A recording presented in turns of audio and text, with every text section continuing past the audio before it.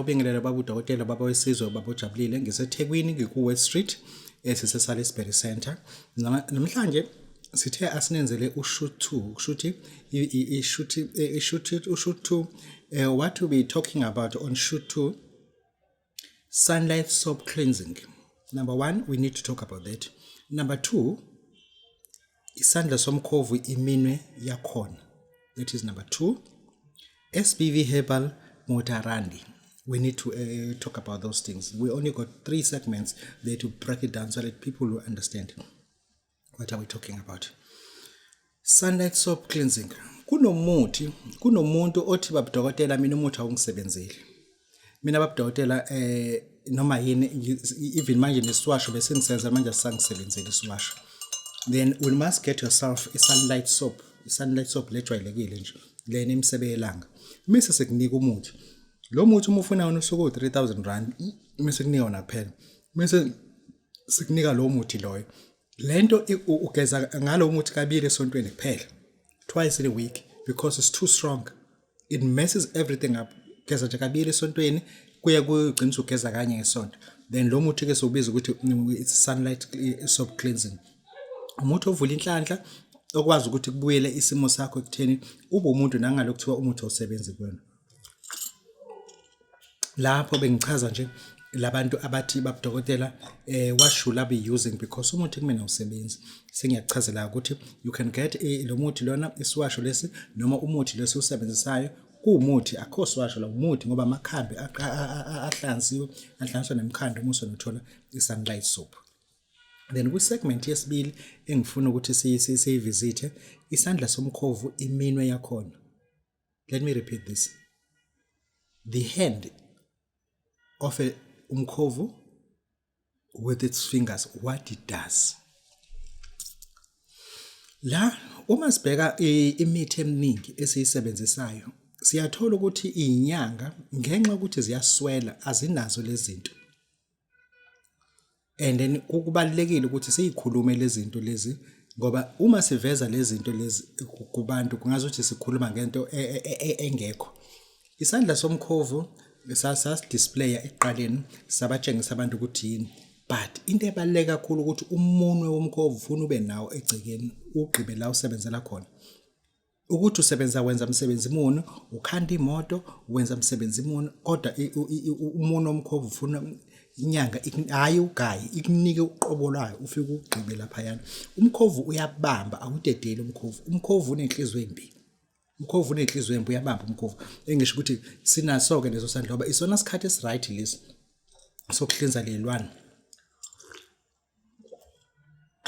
Isona sikhathi esiright lesi sokuhlinza izilwane ukusho ukuthi if uyinyanga nginenhliziyo yomkhovu. Next time ngizonitshengisa nginenhliziyo yomkhovu, nginezandla zemkhovu, nginamafutha omkhovu, ngineziboya zomkhovu, yonke into yomkhovu, umswana omkhovu khona. Zonke lezi zinto sinazo ngoba senzele ukuthi ibhizinisi yakho ibe yilento oyifuna ukuthi ibe yiyona. La besichaza isandla somkhovu.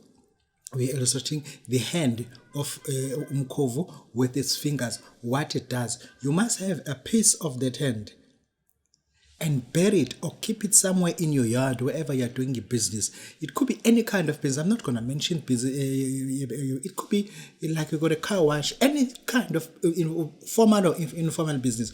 You must have it. It's not even by nature because this is a nature on its own.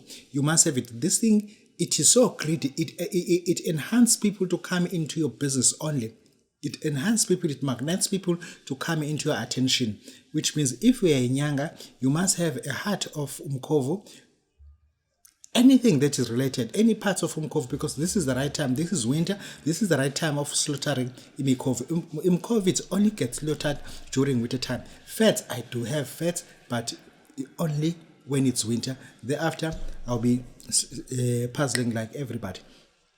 Now bengichaza lana ke ukuthi ke isandla somkhovu nemina khona kwenzani. Leyo segment yesibili engithe ngifuna sikhulume ngayo. Then ngifuna ke singene into esibiza ukuthi SBV herbal motarandi. SBV herbal motarandi. What I mean by SBV herbal motarandi, lana we're talking about subversion herbal medicine operation. There is kunomuntu ofonayo angafoni with the intention ukuthi ufuna ukusizakala, afone ukwazi ukuthi izigubhu zakho ziqala kumalini, umtshele afone emva kwaloko mesebuza okunye athi ngicela ukubuza ukuthi uba khona ngazo zonke izikhathi, umphendule mase ethi ngicela ukubuza ukuthi isigubhu sakho siqala esikhathini esingakanani ukudonsa. Yabona ke lo muntu manje usefuna ukwazi ke moderation operation operator ngako isigubhu sakho sisebenza kanjani. That is subversion on its own. That person, he's been sent to spy on your medication, on your herbal medication, and then we are highly intellectual about that. We are observing those people like you cannot believe. We open our third eye when it comes to someone who's applying subversion intelligence in our practice.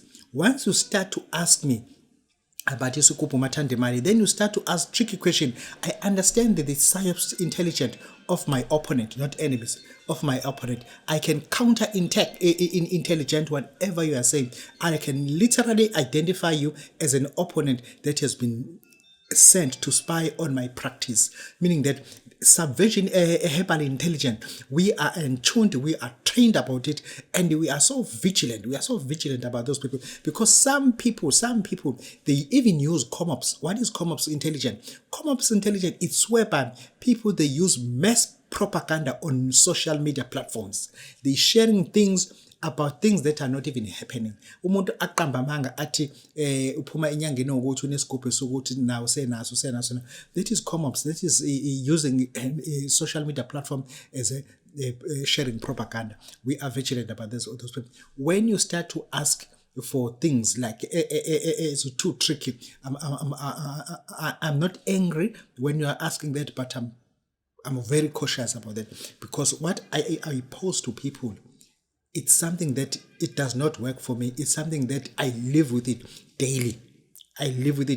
Now, I revert to people who are applying subversion intelligence to me. I counteract quickly, because I understand their psychological operations. How do they operate? Who has asked them? Because our competitors are not sleeping. You may be sleeping, but our competitors are our lane. They are concerned about your progress. They will put you down and walk over you. Lana Babu Dokotela kushuthi ubechaza ngomuntu osebenzisa ngesunlight ukuthi lo muntu usiza kanjani, ngathi u3000 rand, and ngachaza ke ngesandla somkhovi nemini yakho. Lowo angikhulumi ngeprice yakho. Silungise sibele, angikhuluma ngeprice yakho, because iprice ivari. The more lento ayimile ngadini. Njengamanje benginezandla ezo3, ngicane mhlawumbe kusele ezo2 kodwa depende isigudleni kusele ngaka. And le mina njengoba lo sinqoma iprice yani ukukhuphuka. Mina angikwazi ukuthi ngakutshela manje ukuthi iprice yalento imalini.